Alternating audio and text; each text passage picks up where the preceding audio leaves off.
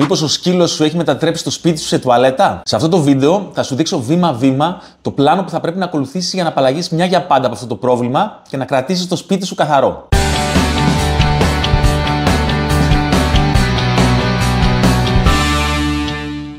Η εκπαίδευση ενός κουταβιού ή ενός ενήλικου σκύλου για τη χρήση της τουαλέτας μπορεί να γίνει αρκετά εύκολη αν ακολουθήσουμε μεθοδικά βήματα και αξιοποιήσουμε τη φυσική τάση του σκύλου να μην λερώνει το χώρο που ζει. Το crate είναι ένα βασικό εργαλείο σε αυτή τη διαδικασία. Χρησιμοποιώντας το σωστά, μπορούμε να εκπαιδεύσουμε το κουτάβι μας να συγκρατείται μέχρι να βρεθεί στο κατάλληλο σημείο για να κάνει την τουαλέτα του. Πάμε να δούμε τη διαδικασία βήμα-βήμα. Ξεκινάμε καθαρίζοντας σχολαστικά τα σημεία που μπορεί να έχει λερώσει ο σκύλος μας. Είναι σημαντικό να αφαιρέσουμε κάθε υπόλοιμα οσμής χρησιμοποιώντας είτε κάποιο ειδικό σπρέι είτε απλά ξύδι αερωμένο με νερό. Με αυτόν τον τρόπο εμποδίζουμε το σκύλο μας να επιστρέψει στα ίδια σημεία για να κάνει τις ανάγκες του. Επιλέγουμε ένα συγκεκριμένο μέρος όπου θέλουμε να συνηθίσει ο σκύλος μας να πηγαίνει για να κάνει την τουαλέτα του. Το σημείο αυτό μπορεί να είναι στο μπαλκόνι ή σε έναν εξωτερικό χώρο κοντά στην είσοδο του σπιτιού όπου βγαίνει για τη βόλτα του. Για να δημιουργήσουμε μια ρουτίνα, κρατάμε το σκυλάκι μας στο crate και κάθε 2 με 3 ώρες το οδηγούμε με το λουρί στο σημείο που έχουμε επιλέξει για την τουαλέτα του. Περιμένουμε εκεί περίπου 10 με 15 λεπτά.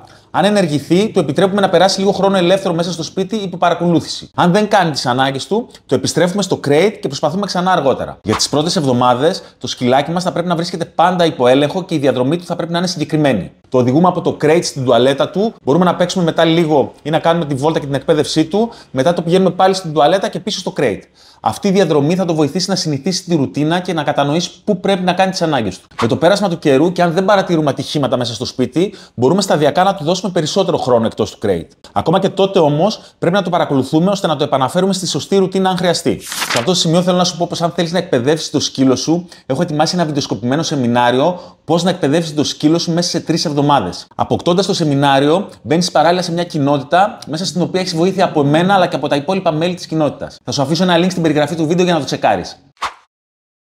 Απόφυγε την επιβράβευση ή τη διόρθωση κατά την εκμάθηση της τουαλέτας. Καλό είναι να μην προσφέρεις λιχουδιές ως επιβράβευση όταν ο σκύλος σου κάνει την τουαλέτα του στο σωστό σημείο. Επίσης, αν κάνει κάποιο λάθος, απόφυγε να τον τιμωρήσεις ή να του φωνάξεις, καθώς αυτό μπορεί να δημιουργήσει αρνητικούς συνειρμούς με τη διαδικασία της τουαλέτας. Σε καμία περίπτωση, μη σέρνεις το σκύλο σου στα ούρα του, ποτέ μην τον μαλώνεις ή τον αναγκάζεις να μυρίσει τα ούρα του, καθώς αυτό δεν βοηθάει σε καμία περίπτωση τη μάθηση και μπορεί να τον κάνει να φοβάται. Αν το κουτάβι ή ο ενήλικος σκύλος σου έχει χρησιμοποιήσει μέρη του σπιτιού ως τουαλέτα στο παρελθόν, καλό είναι να του περιορίσεις την πρόσβαση σε αυτά, ώστε να συνηθίσει το νέο σημείο και να απομακρυνθεί από τις παλιές συνήθειες. Βασικό στοιχείο για την εκπαίδευση της τουαλέτας είναι να τηρείς σταθερές ώρες για τις εξόδους, ιδίως τις πρώτες εβδομάδες. Το σκυλάκι σου μπορεί να χρειάζεται να ενεργηθεί αμέσως μετά τον ύπνο, το παιχνίδι ή το φαγητό. Τις ώρες αυτές να είσαι προετοιμασμένος για μια γρήγορη έξοδο. Επίσης, 1 με 2 ώρες πριν το βραδινό ύπνο, απομάκρυνε τον μπολ με το νερό του, ώστε να μειώσει τις πιθανότητες για ατύχημα μέσα στη νύχτα.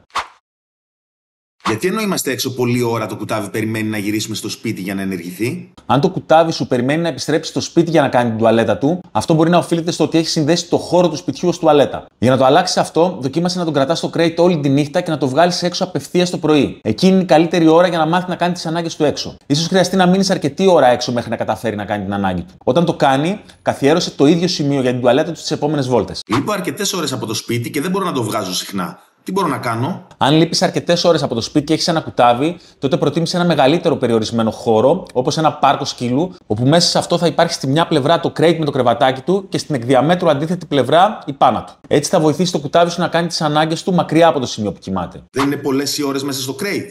Το λυπάμαι και στεναχωριέμαι. Όταν έχουμε εκπαιδεύσει το κουτάβι μας να βλέπει το crate ως ένα ασφαλές μέρος και το βγάζουμε συχνά για άσκηση και παιχνίδι, μη στεναχωριέσαι ότι πρόκειται να νιώσει φυλαξιμένο. Αντιθέτως, θα του δημιουργηθεί μια αίσθηση σταθερότητας και ηρεμίας. Ο σκύλος μου άρχισε να λερώνει μέσα στο σπίτι αμέσως μόλις μετακομίσαμε. Μετά από κάθε αλλαγή περιβάλλοντος, είναι πιθανό να υπάρξουν πισωγυρίσματα. Σε αυτή την περίπτωση, θα πρέπει να ακολουθήσει την ίδια διαδικασία εκπαίδευση από την αρχή με πολύ μεγάλη συνέπεια. Η εκπαίδευση τουαλέτας για το σκύλο σου μπορεί να απαιτεί λίγο χρόνο και υπομονή, αλλά τα αποτελέσματα αξίζουν την προσπάθεια. Χρησιμοποιώντας το crate, καθιερώντας μια σταθερή ρουτίνα και παρακολουθώντας προσεκτικά τις ανάγκες του, θα πετύχεις μια ευχάριστη και ήρεμη συμβίωση.